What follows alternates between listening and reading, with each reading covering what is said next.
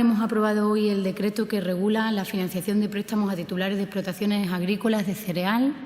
olivar y viña de secano, así como a titulares de explotaciones de ganado bovino, ovino, caprino, porcino, equino y apícolas radicados en nuestra comunidad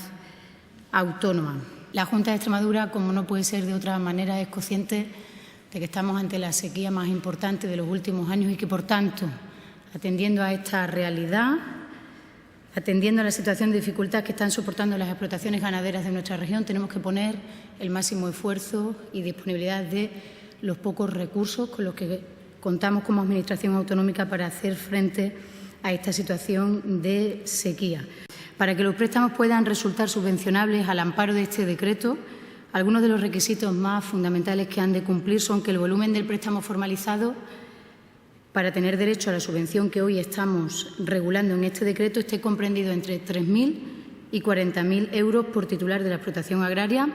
El plazo de amortización será de 36 meses y el tipo de interés del préstamo será fijo y como máximo del 1,5%. El plazo de presentación de la solicitud será de 30 días hábiles a contar desde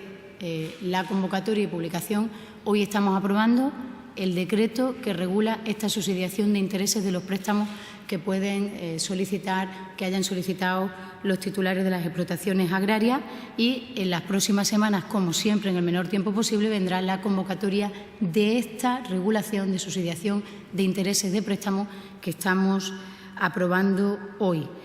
¿Con qué dinero se hará? Con fondos de la comunidad autónoma, con una dotación de 4 millones de euros distribuidos en 3 anualidades. Esta medida y este decreto de subsidiación de intereses viene a complementar otras decisiones que venimos tomando